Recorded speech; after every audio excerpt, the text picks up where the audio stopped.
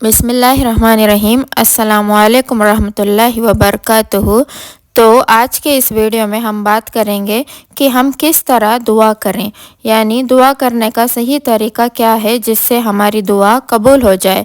काफ़ी लोगों का दुआ मांगने का तरीका सही नहीं होता और तरतीब के हिसाब से नहीं होता, जो कि बहुत ज़रूरी है दुआ की कबूलियत के लिए, क्योंकि हम चाहते हैं कि हमारी दुआएं जल्द कबूल हो और हमारी दुआओं में असर हो। तो दुआएं असर कब दिखाती है? जब हम दुआओं को बहुत तरतीब के साथ और जैसी करनी चाहिए उस तरीके से करेंगे तो इंशाअल्लाह हमारी दुआएं ज़रूर कबूल होंगी। तो बहुत छोटा सा तरीका है, अगर हम उसे फॉलो करेंगे और फिर हम अपनी दुआएं अल्लाह ताला से मांगेंगे तो यकीनन हम अपनी बात अल्लाह ताला से ज़रूर मनवाएंगे। तो अल्लाह तो चाहता है कि उसका बंदा उससे मांगे, बल्कि अल्लाह तो नाराज़ होता है जब उसका बंदा उससे नहीं मांगता। अल्लाह तो कहता है कि अगर तुम्हारे घर में नमक भी ख़त्म हो जाए तो भी मुझसे दुआ करो, अगर तुम्हारी जूती के तस्मा भी टूट जाए तो उसके लिए भी मेरे आगे हाथ फैलाओ। और अल्लाह को तो शर्म आती है कि इस बात से कि उसका बंदा उसके सामने हाथ उठाए और उसे खाली हाथ नहीं लौटाता, क्योंकि कुरान पाक में है कि और तुम्हारे रब ने फरमाया कि मुझसे दुआ करो, मैं तुम्हारी दुआ कबूल करूँगा। तो जब अल्लाह ने खुद कह दिया कि मुझसे मांगो तो फिर हम क्यों नहीं मांगते। तो एक छोटा सा तरीका मैं आप लोगों के साथ शेयर करूँगी कि दुआ कैसे मांगते हैं, तो कोशिश किया करें कि इस तरीके को फॉलो करने की, और जब भी आप दुआ के लिए हाथ उठाए तो इस तरीके से दुआ करें। तो सबसे जो पहली चीज़ है आपको मैं कहूँगी कि आप लोग अपनी दुआओं में अमल फहम पैदा करें।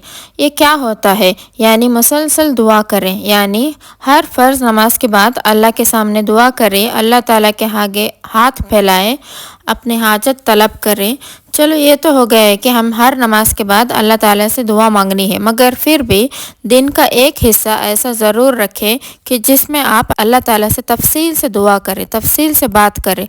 बल्कि मैं तो ये कहूँगी कि दिन का एक हिस्सा होने के बावजूद आप तहज्जुद के टाइम में अल्लाह ताला के सामने हाथ उठाएंगे, तहज्जुद पढ़कर अल्लाह ताला से तफसील दुआ करेंगे, खूब गिड़गिड़ा कर खूब मांगेंगे, क्योंकि तहज्जुद का वक्त एक ऐसा वक्त होता है जिसमें हमें कोई डिस्टर्ब करने वाला नहीं होता और उस वक्त में हम आराम से अपनी लंबी लंबी बातें अल्लाह ताला से कर सकते हैं।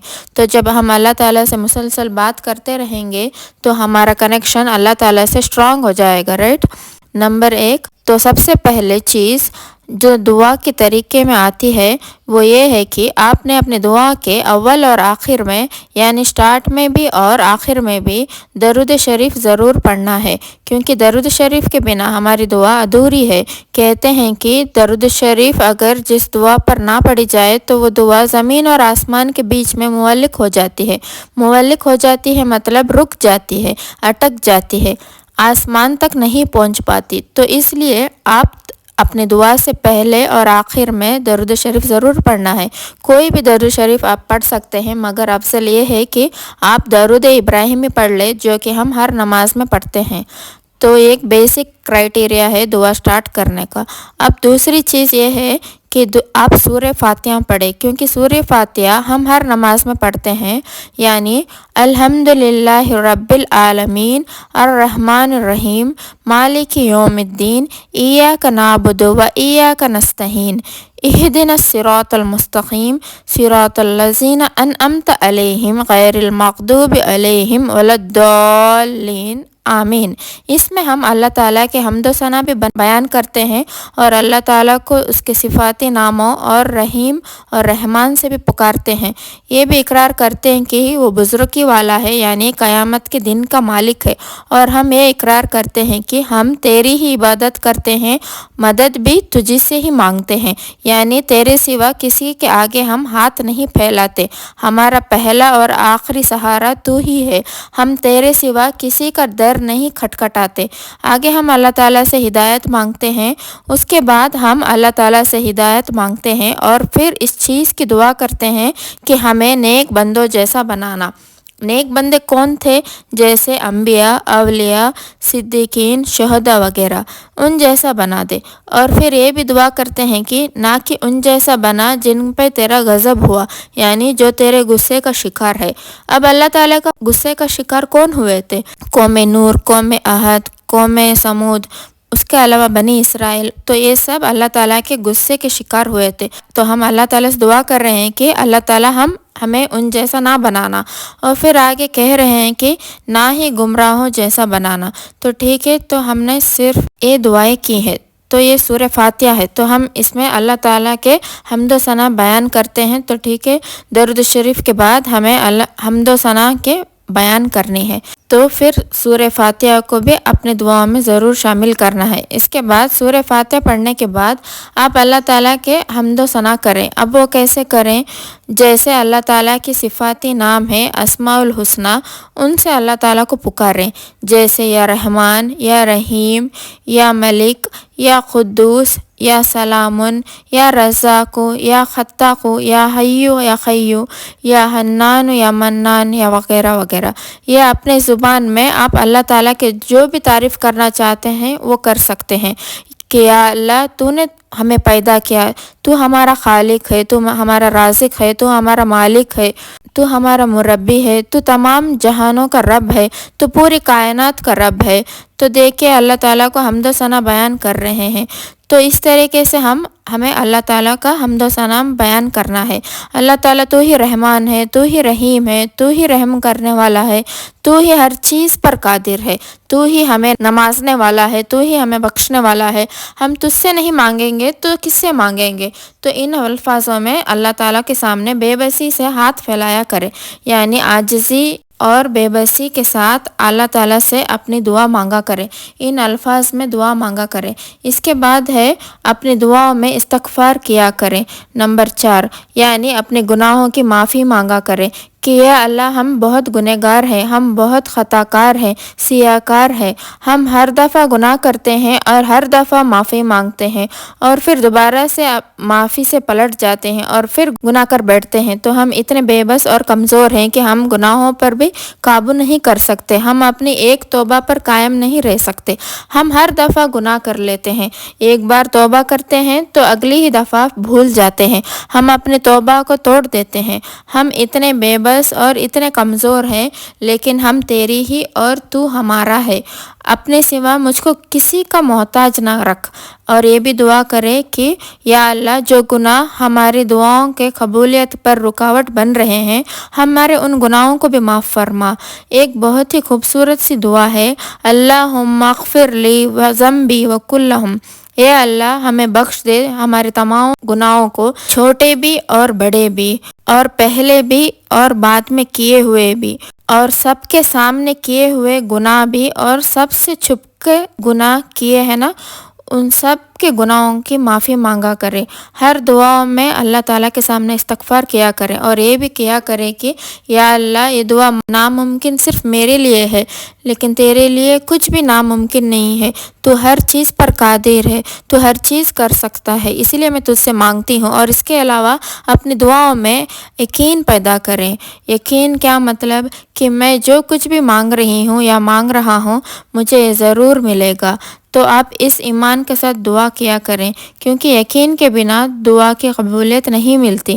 تو یقین رکھا کرے کہ میں اللہ تعالیٰ سے جو بھی مانگ رہی ہوں وہ مجھے ضرور عطا کرے گا، اور اگر یہ بھی نہیں دے گا تو بھی یقین رکھا کرے کہ وہ بے شک مجھے اس سے بہتر ہی دے گا، لیکن میں اپنے رب کی رضا میں راضی ہوں۔ تو اس طریقے سے اپنے اللہ کے سامنے حمد و ثنا مانگا کرے اور اپنے گناہوں کی معافی مانگا کرے۔ اس کے علاوہ اللہ تعالیٰ کے جتنے نام ہیں، کتنے پیارے پیارے نام ہیں، یا رزاق، یا فتاق، یا معز، یا کریم، تو ان پیارے پیارے ناموں سے اللہ تعالیٰ کو پکارا کرے، اور یقین کرے کہ جب ہم ان ناموں سے اللہ تعالیٰ کو پکارتے ہیں تو ہماری دعاؤں میں اثر پیدا ہوتا ہے۔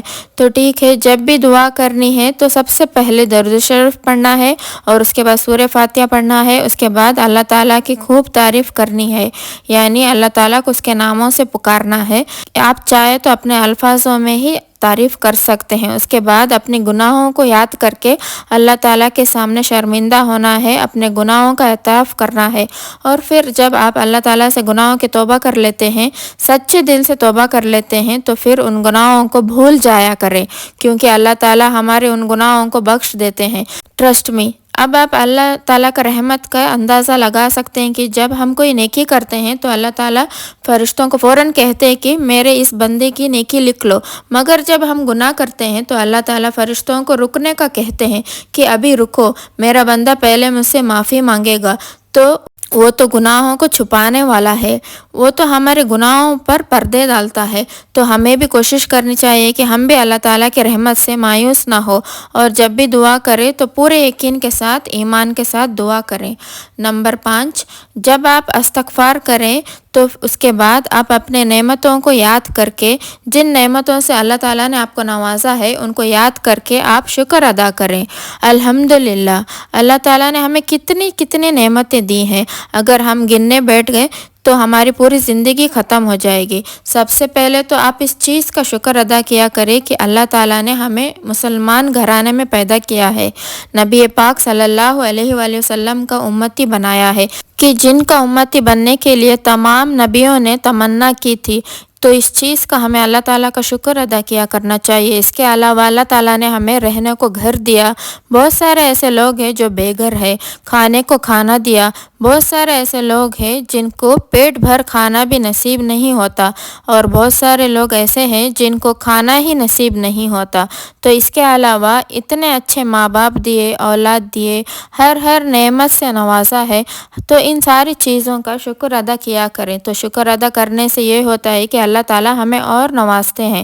تو دیکھیے، شکر ادا کرنے کے بہت سارے موقع ہیں، تو ہم اگر شکر ادا ہی کریں تو ہماری پوری زندگی گزر جائے گی۔ یعنی اللہ تعالیٰ کی اتنی نعمتیں، اتنے رحمتیں ہیں ہمارے پاس، مگر ہم ان چیزوں کو ریئلائز ہی نہیں کرتے۔ اب یہی دیکھ لے کہ بہت ساری دعائیں جو اللہ تعالیٰ سے مانگ رہے ہوتے ہیں اور ہمیں پتہ بھی نہیں ہوتا ہے کہ وہ ہمارے لیے صحیح ہے یا نہیں، مگر ہم لگے رہتے ہیں ان چیزوں کو مانگنے میں، اور اللہ تعالیٰ ہمیں وہ چیز نہیں دیتا تو ہم کیا کرتے ہیں، ہم شکوے شکایتیں کرنا شروع کر دیتے ہیں کہ اللہ تعالیٰ نے میری دعا قبول ہی نہیں کیا، حالانکہ یہ اللہ ہی بہتر جانتا ہے کہ وہ چیز ہمارے لیے کتنی بہتر تھی، یا وہ شخص ہمارے لیے کتنا بہتر تھا، یا بہتر تھا بھی یا نہیں۔